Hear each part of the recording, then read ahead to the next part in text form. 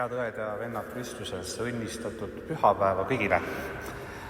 Nii nagu Triin eelmisel pühapäeval selgitas, siis alustame täna koguduse nõukogu ettepanekul uue algatusega, et tutvustada meile kõigile lähemalt siis meie oma kiriku ja koguduse lugu.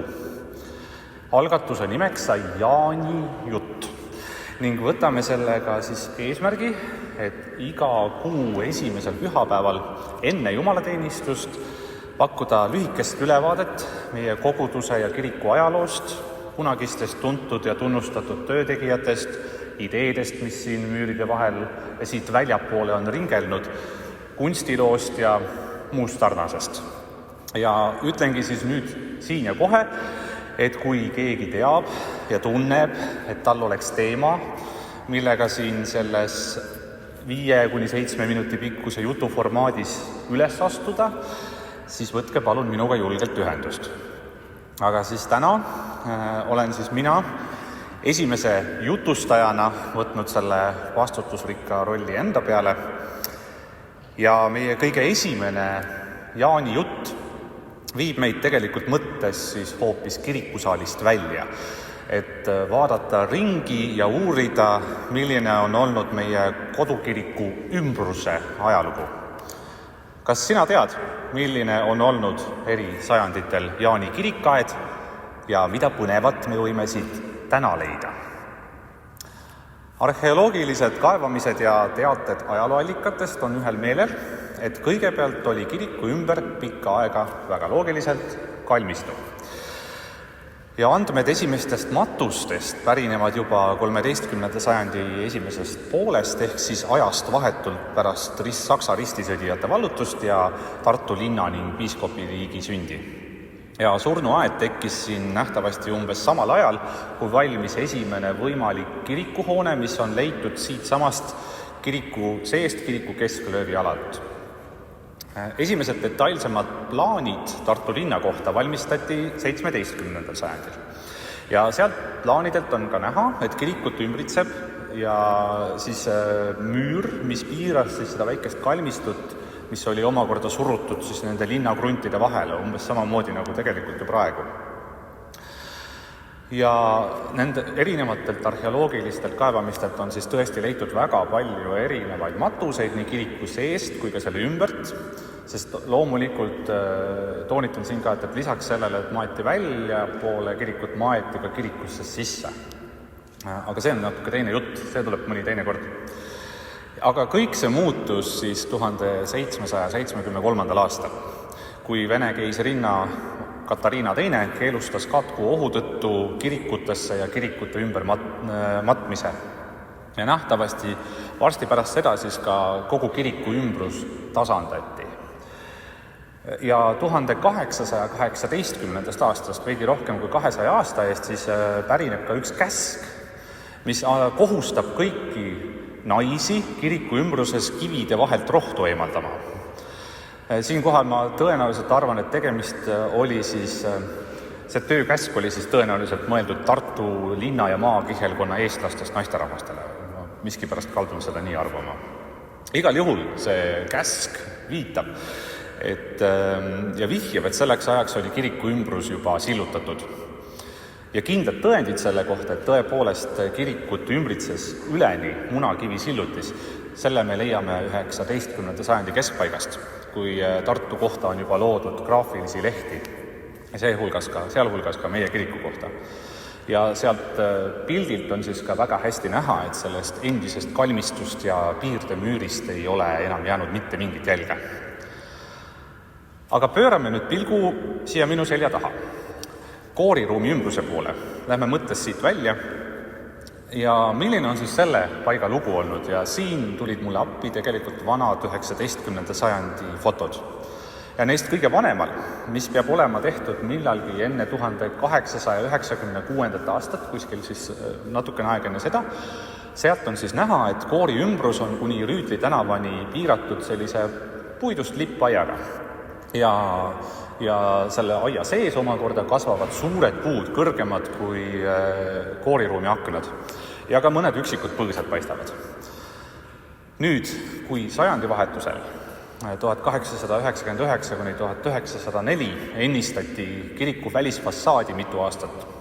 Käis vägev ja äge remont ja sellega käigus siis ka avastati välifassaadilt seal säilinud terrakotaskulptuurid krohvi alt.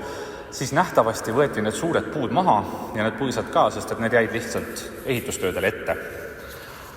Aga kui see kõik valmis sai, siis pärast seda otsustati koori tagune uuesti haljastada ja see aiaprojekt telliti 1905. aastal kuulsalt Riia aedade ja parkide direktorilt Georg Kuphaltilt. Istutati uued madalad hekid, puud ja põõsad ja rajati ka korralik metallist piiraed. Need puud ja põõsad ja ka see raudaed elasid tegelikult sõja üle ja see aed langes tõenäoliselt metallivaraste saagiks. Ja muu haljastus kadus siis järk-järgult erinevate konserveerimis, korrastus, restaureerimis ja arheoloogiliste kaevamiste käigus. Ja 90. aastatel mõned veel mäletavad seda ka, tegutses kiriku koori taga ajalehe Putka. Aga kas siis tõesti nõukogude ajal kadus siis kogu see koori taga olev haljastus? Vastus on ei, tegelikult mitte. Kui te mõtlete, siis meie kirikuaia nurgas kasvab praegu uhke suur püramiidtamm. Ja see ongi tegelikult ainus tõend sellest 1905. aastal rajatud uhkest aiast. See on tänase päevani meile alles jäänud.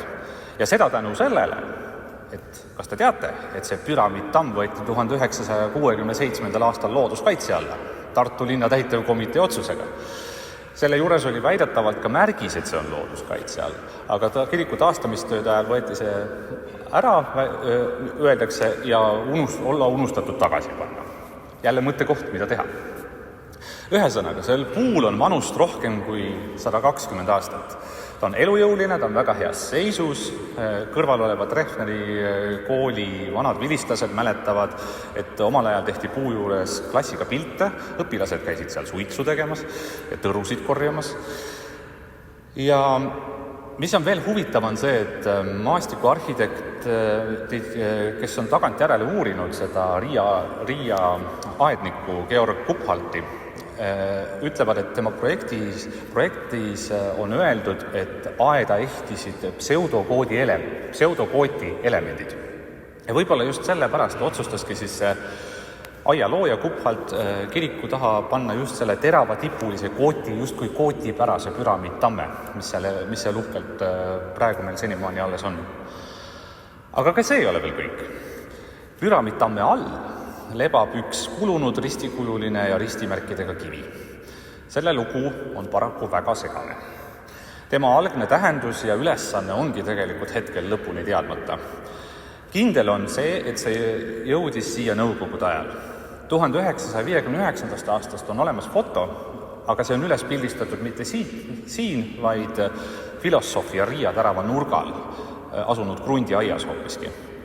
Ja kunstiteadlase Kaur Altua andmetel viidi see sealt edasi Ropka mõisasse, kust see omakorda olla siis rännanud 1980. siia Jaani kiriku juurde.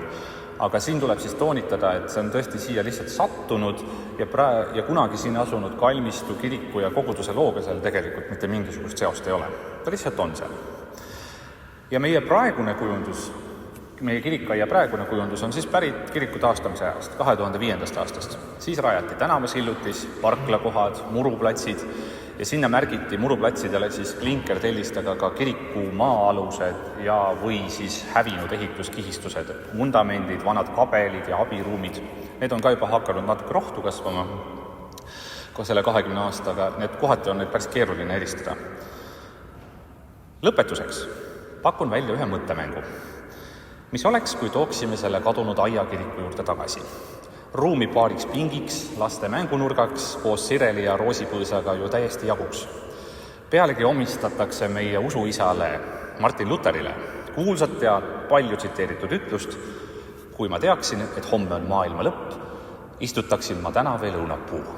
Kes teab, äkki kunagi nopime üheskoos vilju õunapuult meie koguduse aias. Soovin meile kõigile õnnistatud jumalateenistust.